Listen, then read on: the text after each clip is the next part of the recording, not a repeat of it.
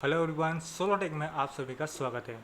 आज की वीडियो में हम ये बात करने वाले हैं, अगर आप एक कंप्यूटर सिस्टम खरीदने की सोच रहे हैं यानी कि एक सीपीयू खरीदने की आप सोच रहे हैं, तो आपको किन चीज़ों का यहाँ पे ध्यान रखना चाहिए।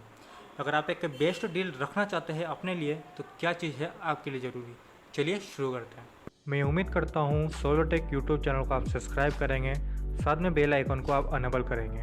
धन्यवाद। देखिए, कभी भी कंप्यूटर या लैपटॉप या फिर कुछ भी डिवाइस खरीदने से पहले हमको प्रॉपर उसके बारे में नॉलेज होनी चाहिए। ये कुछ ऐसा तरीके हैं जिससे आप कोई भी डिवाइस या कोई भी प्रोडक्ट जब खरीदेंगे तो आप एक बेस्ट डील ले सकते हैं अपने लिए।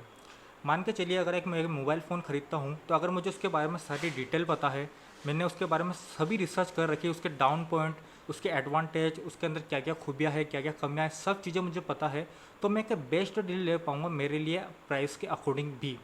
तो उसी के आधार पे इस वीडियो में हमने बात करने वाले हैं कि अगर आप कंप्यूटर सिस्टम बिल्ड करवाने की सोच रहे हैं, एक मॉनिटर अलग से आप खरीदने की सोच रहे हैं, एक सीपीयू अलग से खरीदने की सोच रहे हैं, तो आपके लिए बेस्ट यहाँ पे कौन सा कंप्यूटर सिस्टम होने वाला है, और वो भी प्राइस के अकॉर्डिंग।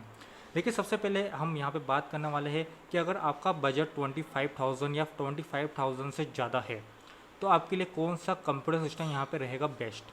देखिए, सबसे पहले हम बात करते हैं कि अगर आपके 25,000 बजट है, तो उसके अंदर अगर आप सीपीयू लेना चाहते हैं, सिर्फ सीपीयू, इस बात को थोड़ा यहाँ पे समझने की कोशिश कीजिएगा।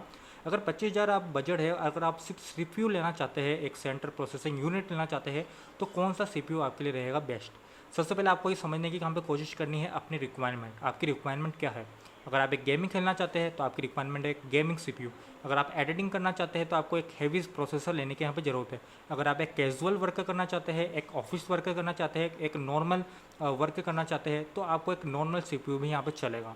अगर आप एक गेमिंग सीपीयू लेना चाहते हैं, तो आपको राइजन 3 के साथ यहाँ पे जाना चाहिए। मेरे फ्रेंड ने राइजन 3 यहाँ पे बाय कर रखा है, और उसकी जो परफॉर्मेंस है, one of the best performance मानी जाती है अंडर 25,000।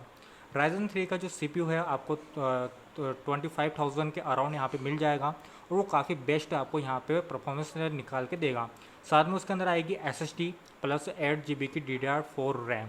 तो इन चीज़ों का भी आपको ध्यान रखना है। आपको अगर गेमिंग पीसी लेने की सोच रहे हैं, तो राइजन 3 प्लस ये जो स्पेसिफिकेशन मैंने आपको बताई है, ये आपके लिए रहेगी बेस्ट। इनकी लिंक मैं आपको डिस्क्रिप्शन में दे दूंगा, जहाँ पे आप इसको बाय भी कर सकते हैं अमेजोन से। सेकंड नंबर की अगर हम यहाँ पे बात करें, अगर आप एडिटिंग करना चाहते हैं, तो आपको जाना चाहिए इंटेल के प्रोसेसर के साथ। कई ऐसे डिवाइस है या फिर कई ऐसे लैपटॉप है जिनके अंदर इंटेल के प्रोसेसर हमको ज़्यादा अच्छी तरीके से देखने के लिए मिलते हैं प्राइस के अकॉर्डिंग।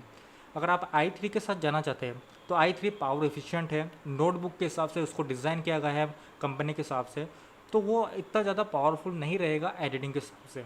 अगर आपको एडिटिंग करनी है एक हैवी लेवल पे, तो आप i5 या i7 को कंसीडर इस कंडीशन में कर सकते हैं, और i5 आपके लिए बेस्ट रहेगा।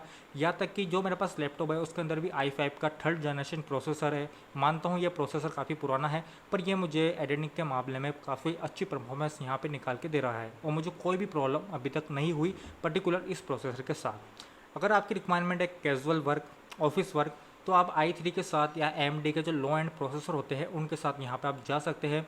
क्योंकि जो कैजुअल वर्क होते हैं, ऑफिस वर्क होते हैं, उनके अंदर जो सॉफ्टवेयर हम यूज़ करते हैं वो इतना ज़्यादा हैवी नहीं होते हैं, उनकी सिस्टम रिक्वायरमेंट इतनी ज़्यादा हैवी नहीं होती। तो अगर आपका बजट 25 या 20 अराउंड है, तो भी आप एक बेस्ट यहाँ पे सिस्टम खरीद सकते हैं सीपीयू। ये मैंने कुछ ऐसी बातें बताई है जिससे आप एक बेस्ट सीपीयू यहाँ पे खरीद सकते हैं। अगर हम मॉनिटर की बात करें, तो अगर आप एक गेमिंग मॉनिटर लेना चाहते हैं, तो आपको ध्यान रखना है कि उसके अंदर जो रिफ्रेश रेट है वो थोड़ी हाई होनी चाहिए, उसकी रेजोल्यूशन थोड़ी ज़्यादा होनी चाहिए, और उसकी जो डिस्प्ले क्वालिटी है वो ओवरऑल यहाँ पे शार्प होनी चाहिए। एलजी या सैमसंग की तरफ आप जा सकते हैं मॉनिटर के लिए। अगर आप एक माउस लेना चाहते हैं, कीबोर्ड लेना चाहते हो, तो कीबोर्ड आपको स्पेसिफिक यहाँ पे एक मैकेनिकल कीबोर्ड लेना है। अगर माउस लेना चाहते हो, तो आपको वायर वाला माउस यहाँ पे लेना, वायरलेस माउस यहाँ पे नहीं लेना है। तो ये कुछ ऐसी बातें थी जिससे आप एक प्रॉफिटेबल यहाँ पे सौदा कर सकते हैं एक बेस्ट प्राइस या एक बेस्ट प्रोडक्ट के अकॉर्डिंग। अगर आप कैजुअल वर्क करना चाहते हो, तो कैसा भी कीबोर्ड या कैसा भी माउस आपके लिए यहाँ पे बेटर रहेगा। अगर आप एडिटिंग करना चाहते हो, तो सबसे ज़्यादा ज़रूरी है आपका माउस। आपके माउस की जो क्वालिटी है वो ओवरऑल यहाँ पे बेटर होनी चाहिए, और वायरलेस माउस आपके लिए ज़्यादा बेस्ट रहेगा, क्योंकि वायरलेस माउस का जो डायमीटर होता है या फिर उसका जो एरिया होता है, वो आप किसी भी तरीके से उसको मोड़ सकते हैं, किसी भी तरीके से किसी भी डायमीटर में उसको यूज़ कर सकते हैं। वायर के साथ कभी कभार ये प्रॉब्लम हो जाती है, तो वायरलेस आपके लिए बेस्ट यहाँ पर रहेगा। कीबोर्ड की बात करें, तो कैसा भी कैजुअल कीबोर्ड, नॉर्मल कीबोर्ड भी आप यहाँ पे ले सकते हैं, कोई ज़्यादा प्रॉब्लम नहीं है।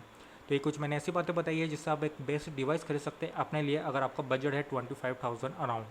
मैं मिलता हूँ आपसे अगली वीडियो में, देखने के लिए बहुत बहुत धन्यवाद। सोलाटेक।